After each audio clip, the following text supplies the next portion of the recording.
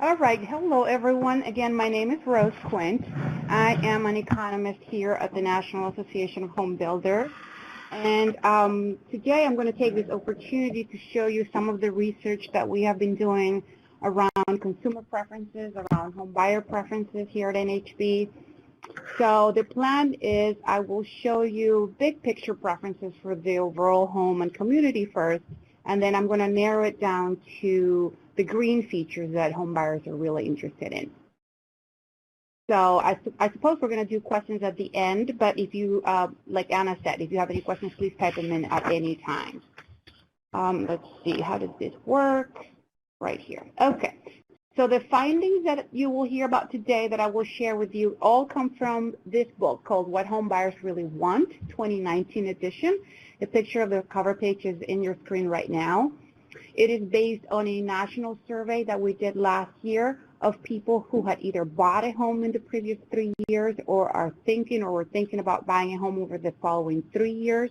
So we call them recent and prospective home buyers. The unique thing about this report is that it provides you the preferences for the typical, for the average home buyer out there, but it also shows you how those preferences break down among different age groups or different generations, different areas of the country, different regions, different types of households, whether married or single, different income groups. So you get size and features and community and green and technology for the typical buyer, but then also broken down by all those various demographic factors. So that's where it comes from. So let me get started with some big picture preferences. At the very top, buyers remain tilted in favor of a single family detached home. 77% of our respondents said that's the type of house they would like to purchase. 13% of them are looking to buy a townhouse, 4% a multifamily unit, and 4% a manufactured home. So at the very top, single-family detached homes remain king.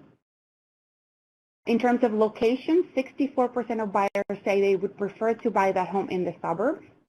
24% are looking for a rural setting, and the remaining 11% are looking for a home in the central city. Now, there are some important preferences that builders need to keep in mind because they're so overwhelmingly preferred. 86% of buyers say they prefer the kitchen and the dining room to be completely or partially open. 70% of buyers want the washer and the dryer to be on the first floor, not on the second floor, not in the basement, but on the first floor. 2/3, 2 out of 3 want high ceilings in the first floor, at least 9 feet for that first floor.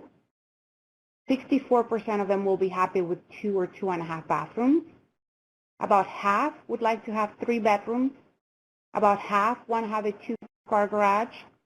And nearly half, 44%, said they're not interested in having a basement. When it comes to technology, home buyers are looking for smart technology that helps them feel safe at home.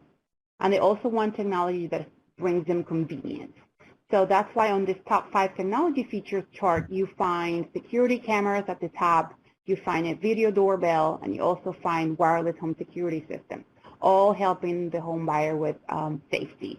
But you also find on here a programmable thermostat and a lighting control system, which are systems that help the buyer or the home buyer control the temperature and the lights in their homes from the convenience of their iPad or their phone. Something else that I'd like to point out of this chart is that the blue bars show you the share of buyers that currently have these features, and the red bars show you the share that want to have those features. So except for the thermostat, you see there are big gaps for all of those features.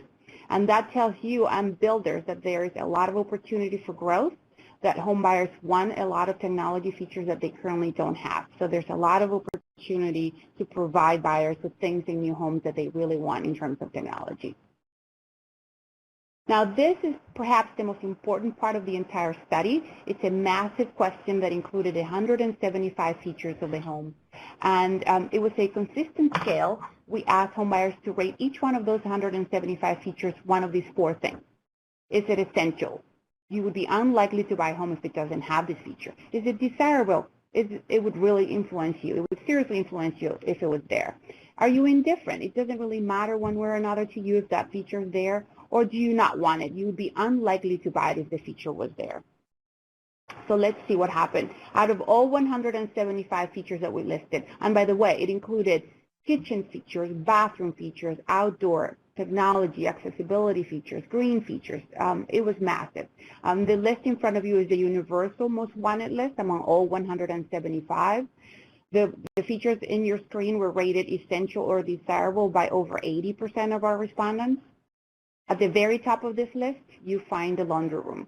91% of people rated it essential or desirable. In fact, if you look at the red bar in that one bar for the laundry room, 54% of respondents said the laundry room was essential, which means, again, if you think back to the scale, that means they would be unlikely to purchase a home without a laundry room. Take a look at the entire list, and you will see there are 3 features on here that deal with energy efficiency. You've got Energy Star windows, wanted by 89% of respondents. You've got Energy Star appliances by 86%, and then at the very bottom, an Energy Star rated home, 81%. There are 2 features on here that are that deal with keeping the house organized, home organization. There is garage storage right there in the middle. 85% of people rated it essential or desirable, and also a walk-in pantry in the kitchen. 83% want to have that feature. Outside, you've got a patio there on third on the list, 87%, and also exterior lighting, 85%. Rounding out this top most wanted list, you've got ceiling fans right there in the middle at 85%.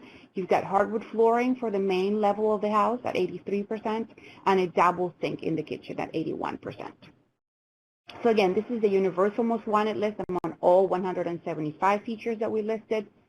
Let's now narrow it down to just the 25 or 6 green features that were included in that long question and see how homebuyers rated those.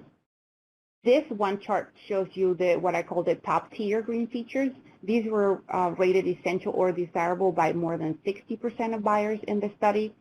If you look at all of the features on this list, you will quickly realize that all of them, with one exception, all of them deal directly with energy efficiency. The exception is water-conserving toilets, right there, third from the bottom.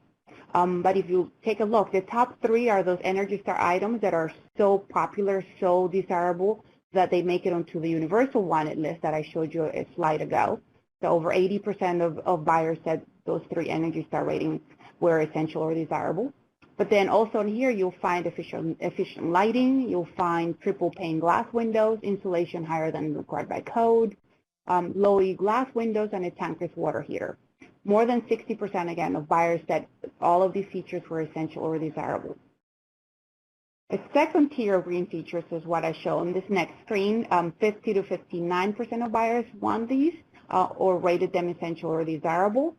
You find 2 in here that deal with energy efficiency, solar water heating at the top or electric system, and also towards the bottom a net zero home, which is one that produces as much energy as it consumes. But then look at all the items in between, and you'll see that they are all related to the quality of the air in the home. Over 50% of people want or consider a home dehumidification system, whole house mechanical ventilation, low VOC materials like paint and flooring, and an electronic air cleaner, either essential or desirable. So when I put this chart and the previous chart together, it tells me very clearly that for home buyers, a green home means, first of all, an energy efficient home. And after that, after energy efficiency features, they want features that help them keep the air of the house, the quality of the air in the house. Now, the last set of features, the last set of green features I'm showing you on this screen here, fewer than half of the buyers want to have any of the features that are shown on here. I'm not going to read them all, but at the very bottom of this list, you'll see that only 24% of the home buyers in our study considered a roof that's partially or completely covered by plants essential or desirable. Right above that, you also find prefabricated components like wall panels and trusses, and the roof-mounted electricity generating wind turbine are also essential or desirable to fewer than 40% of the buyers in our study. I would like to point out at this point that the most common response for all of these, the third tier of green features, was not do not want. It was indifferent. which tells us that for most of these features, except for the roof covered by plants, which I'll tell you about in a minute, homebuyers are probably not going to be willing to pay for those features because they simply don't care one way or another whether they're there or not in the home. For the roof partially or completely covered by plants, however, a majority of buyers did say do not want, which again, if you think about the scale, that means they're very unlikely to purchase a home if a roof that's covered by plants is present in that home.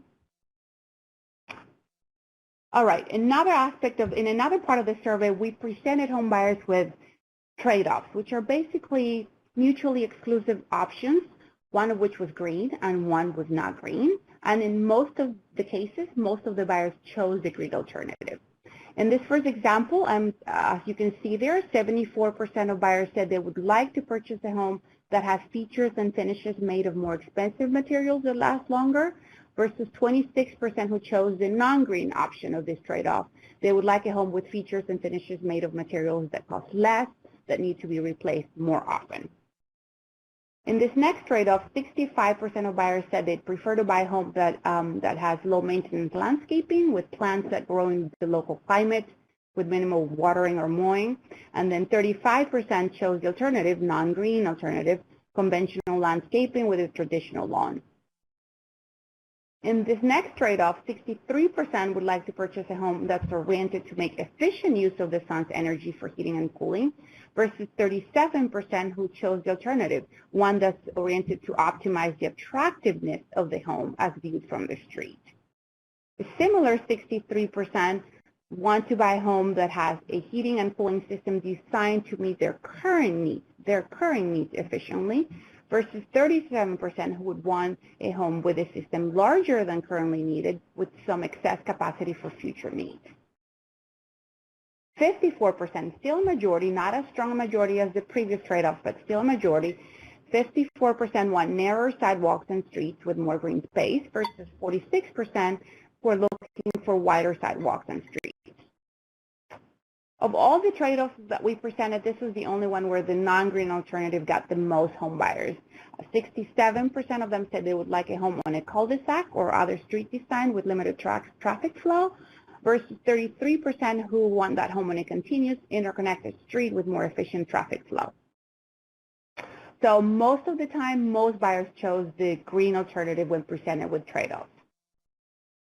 In this part of the survey, we wanted to understand if home buyers know about the existence of green certification programs out there.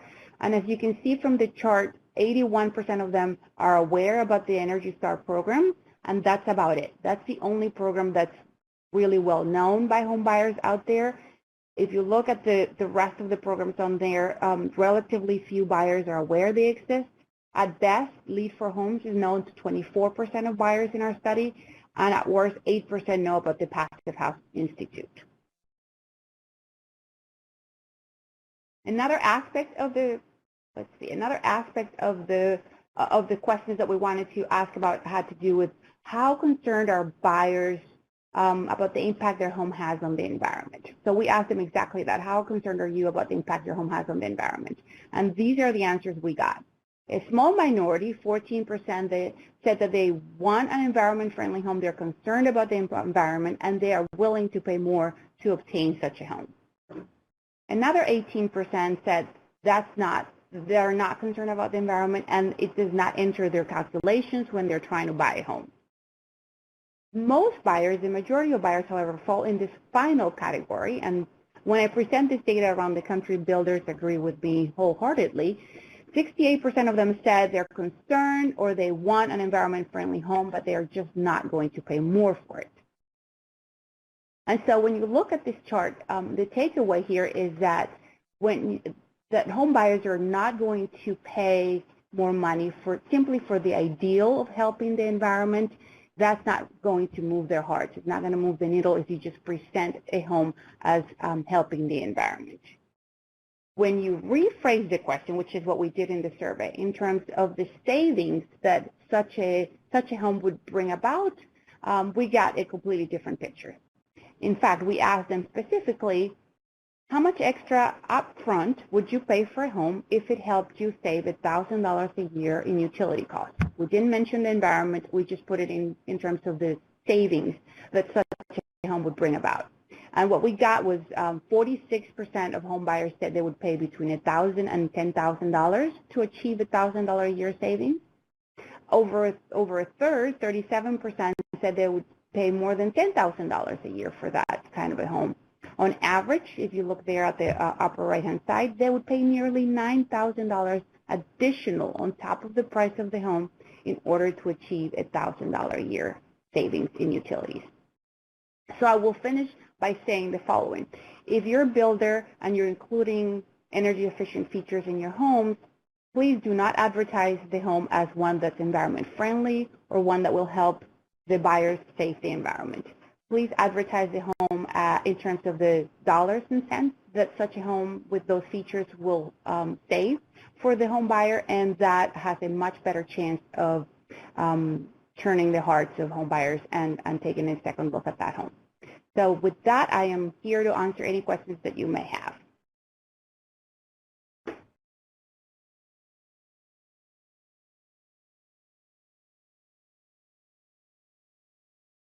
First question, how many people did this survey actually go out to?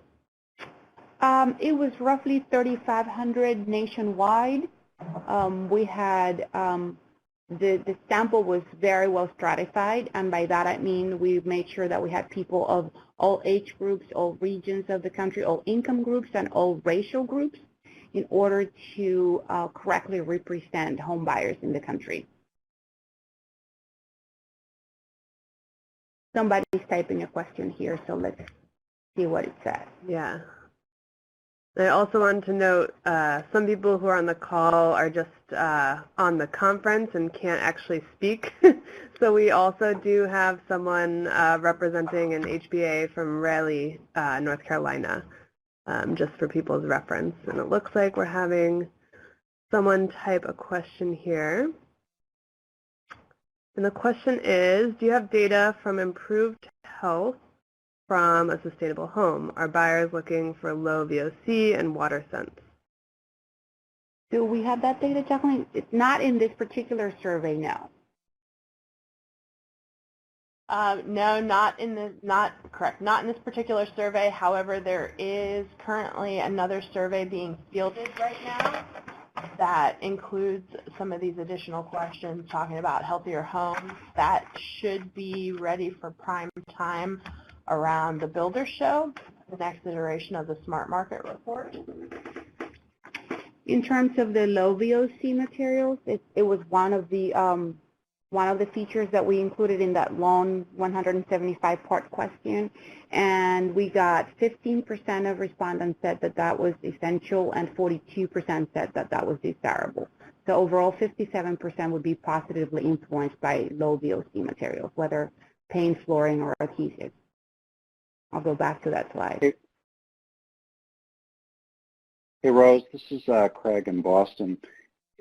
Have you done, in your previous studies, have you asked these same questions, and has there been any movement on one of these questions, like the eco-friendly or the savings, that is significant from the previous year or previous years?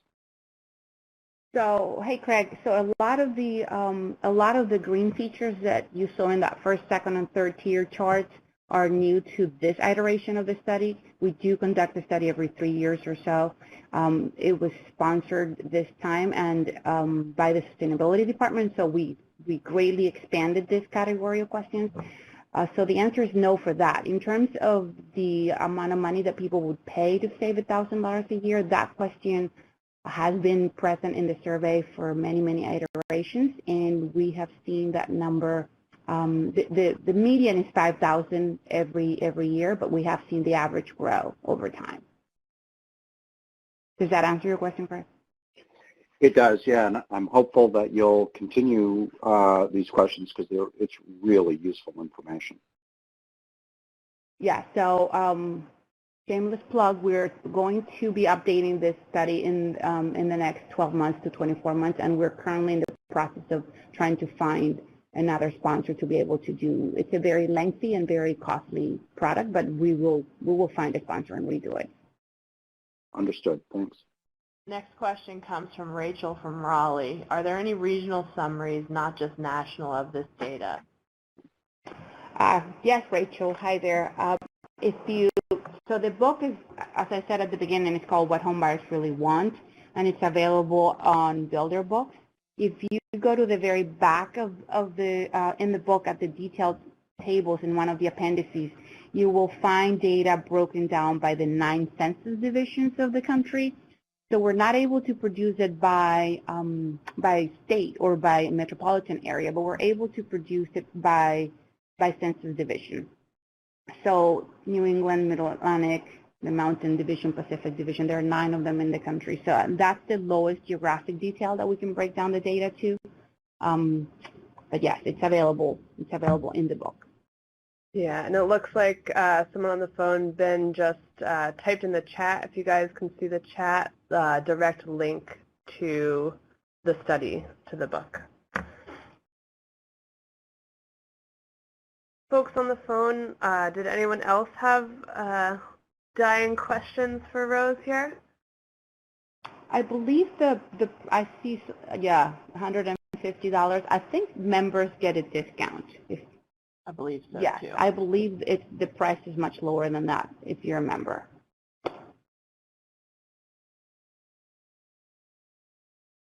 And so, yes, if you're looking for the data for specific, say, segment of the home buying population for people who are, I don't know, millennials, for example, then you'll be able to see in the detail tables in the back how all of this data break down for just that one segment of the home buying population.